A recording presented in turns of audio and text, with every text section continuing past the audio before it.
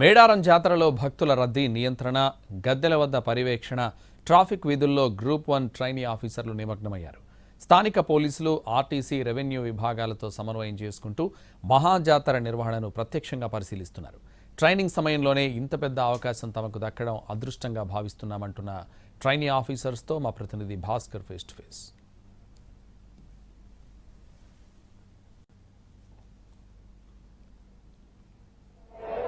మేడారంలో భక్తుల రద్దీ ఒక్కసారిగా పెరిగిపోయింది. పోలీసులు అన్ని రకాల ఏర్పాట్లు చేశారు. భక్తులను నియంత్రించడానికి, భక్తులను క్రమ పద్ధతిలో పంపడానికి, ఎలాంటి అవాంఛనీయ ఘటనలు జరగకుండా చూపెట్టడానికి పోలీసులు అయితే కట్టుదిట్టమైన ఏర్పాట్లు చేశారు. అయితే ఇక్కడ మనం ఒక క్యూ లైన్ చూస్తున్నాం. ఈ పోలీసులు అడ్డుగా ఒక రక్షణ వలయంలాగా నిలబడ్డారు.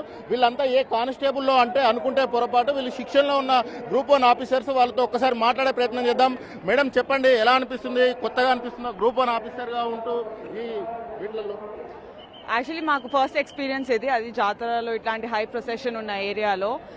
మాకు ఒక అద్భుతమైన లెర్నింగ్. మా ఫ్యూచర్కి ఒక సూపర్వైజరీ ఆఫీసర్గా, ఒక డిఎస్పీగా మేము ఎక్కడెక్కడ ఏమైనా ప్రాబ్లమ్స్ ఉంటే అవన్నీ చూసి నేర్చుకొని మేము ఇంకా చక్కగా ఇంప్లిమెంట్ చేయడానికి ఇది ఒక మాకు మైల్ స్టోన్. ఇంత పెద్ద క్రౌడ్ కదా, లాక్స్ ఆఫ్ పీపుల్, ఇంత పెద్ద క్రౌడ్ ని మేనేజ్మెంట్ చేయడానికి మీకు ఏమైనా ఉన్నతాధికారులు ఈ సందర్భంగా పాఠాలు చెప్పే అవకాశం ఉందా, లేకపోతే చూసి నేర్చుకోవడమే లెర్నింగ్ అయినా? లేదు, పాఠాలు కూడా చెప్పేది ఉంది. మాకు బ్రీఫింగ్ అనేది చేస్తున్నారు.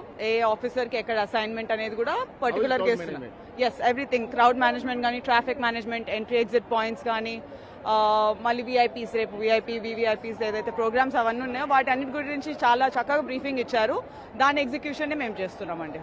మరొక ఆఫీసర్ ఉన్నారు, వాళ్ళని అడిగి తెలుసుకునే ప్రయత్నం చేద్దాం.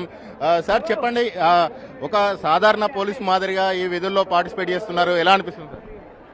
అంటే ఇది మన స్టేట్లో అవుతున్న మోస్ట్ బిగ్గెస్ట్ ఫెస్టివల్ అండి, ఏషియాలో లార్జెస్ట్ ఫెస్టివల్. కాబట్టి దీంట్లో పార్టిసిపేట్ కావడం it's a very good experience for us.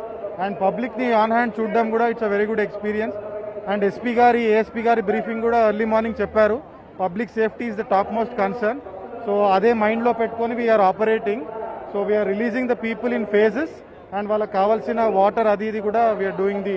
Sir, లక్షలాది మంది ప్రజలు ఒక్కసారిగా చూస్తున్నారు. మీరు విధులకు ఇప్పుడు శిక్షణలోనే ఉన్నారు. ఎలా అనిపిస్తుంది వీళ్ళని ఇట్లా ఈ క్రౌడ్ మేనేజ్మెంట్ చేయడం కానీ ఇదంతా ఎలా అనిపిస్తుంది? అదే, ఇప్పటి వరకు అయితే crowd has been very disciplined అండి. There are no miscreants participating. So everyone is cooperating. Public cooperation లేకపోతే మేము కూడా చేయలేము. It cannot be a successful event. And hopefully opportunity ఎట్లా అనిపిస్తుంది సార్? It is a very good opportunity, very good learning exercise and hands on experience కోసం it's a very good exercise. ఇంత పెద్ద జాతర సమయంలో తాము శిక్షణ తీసుకోవడం తమ అదృష్టంగా భావిస్తున్నాము.